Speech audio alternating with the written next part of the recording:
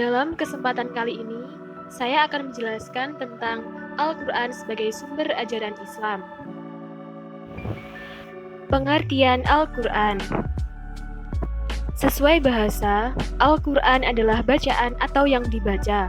Menurut istilah, pengertian Al-Quran adalah kalam Allah Subhanahu wa Ta'ala yang diturunkan kepada Nabi Muhammad SAW. Al-Quran diturunkan melalui malaikat Jibril yang dihimpun dalam mushaf yang merupakan mukjizat Nabi Muhammad SAW. Periodisasi turunnya Al-Quran. Para ulama ulum Al-Quran membagi sejarah turunnya Al-Quran dalam dua periode. Pertama, periode sebelum hijrah, dan kedua, periode sesudah hijrah. Ayat-ayat yang turun pada periode pertama dinamai ayat-ayat Makkiyah, dan ayat-ayat yang turun pada periode kedua dinamai ayat-ayat Madaniyah. Tetapi di sini akan dibagi sejarah turunnya Al-Quran dalam tiga periode. Meskipun pada hakikatnya periode pertama dan kedua dalam pembagian tersebut adalah kumpulan dari ayat-ayat Makkiyah, dan periode ketiga adalah ayat-ayat Madaniyah. Pembagian demikian untuk lebih menjelaskan tujuan-tujuan pokok Al-Quran. Periode pertama. Diketahui bahwa Muhammad SAW pada awal turunnya wahyu pertama atau Iqra belum dilantik menjadi Rasul.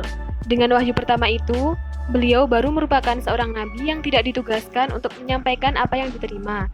Baru setelah turun wahyu kedualah, beliau ditugaskan untuk menyampaikan wahyu-wahyu yang diterimanya. Dengan adanya firman Allah, "Wahai yang berselimut, bangkit dan berilah peringatan." Lalu setelah itu, masih banyak lagi ayat-ayat yang merupakan bimbingan bagi beliau demi suksesnya dakwah. Periode ini berlangsung sekitar 4-5 tahun dan telah menimbulkan bermacam-macam reaksi di kalangan masyarakat Arab ketika itu. Segolongan kecil dari mereka menerima, dan sebagian besar dari masyarakat tersebut menolak ajaran Al-Quran karena kebodohan mereka. Periode kedua. Periode kedua dari sejarah turunnya Al-Quran berlangsung selama 8-9 tahun, di mana terjadi pertarungan hebat antara gerakan Islam dan Jahiliyah. Gerakan oposisi terhadap Islam menggunakan segala cara dan sistem untuk menghalangi kemajuan dakwah Islamnya. Dimulai dari fitnah, intimidasi, dan penganiayaan yang mengakibatkan para penganut ajaran Al-Quran ketika itu terpaksa berhijrah ke Habsyah, dan pada akhirnya mereka semua termasuk Rasulullah SAW berhijrah ke Madinah.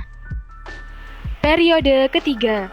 Selama masa periode ketiga ini, dakwah Al-Quran telah dapat mewujudkan suatu prestasi besar karena penganut-penganutnya telah dapat hidup bebas melaksanakan ajaran-ajaran agama di Yasrib.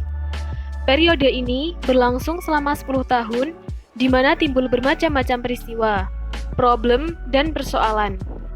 Bulannya, Al-Quran turun secara berangsur-angsur selama 22 tahun, 2 bulan, 22 hari.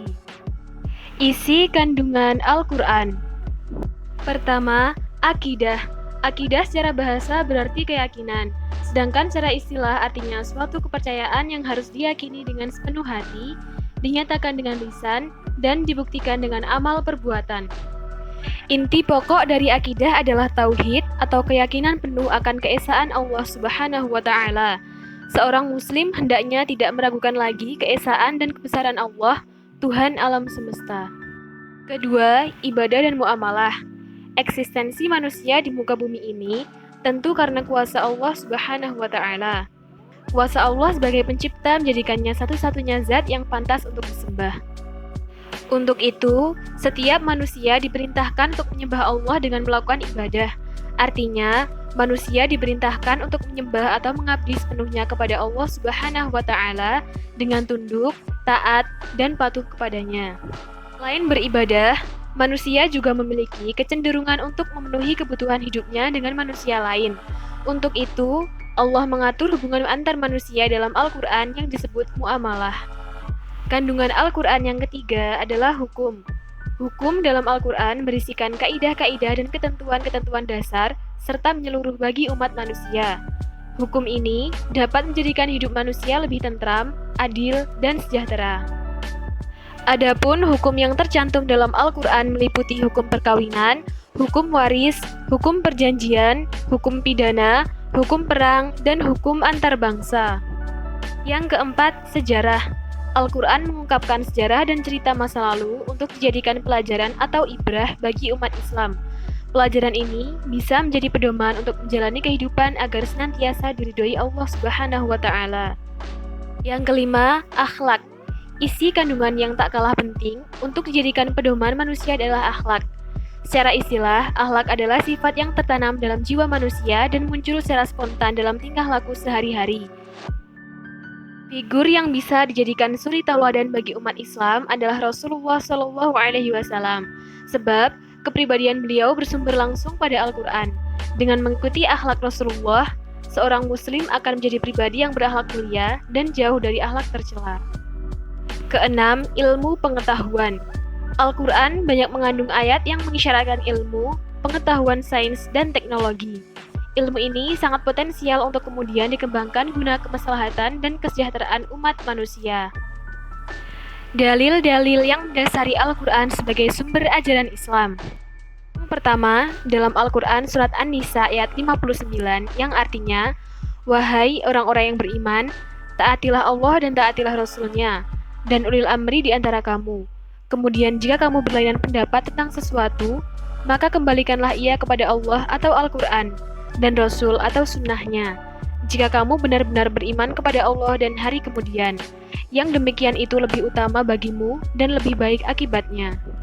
Yang kedua dalam Quran surat An-Nisa ayat 105, yang artinya, "Sungguh kami telah menurunkan kitab Al-Quran kepadamu Muhammad membawa kebenaran, agar engkau mengadili antara manusia dengan apa yang telah diajarkan Allah kepadamu. Dan janganlah engkau menjadi penentang orang yang tidak bersalah, karena membela orang yang berkhianat." Cukup di sini materi yang dapat saya sampaikan. Kurang dan lebihnya saya mohon maaf. Wassalamualaikum warahmatullahi wabarakatuh.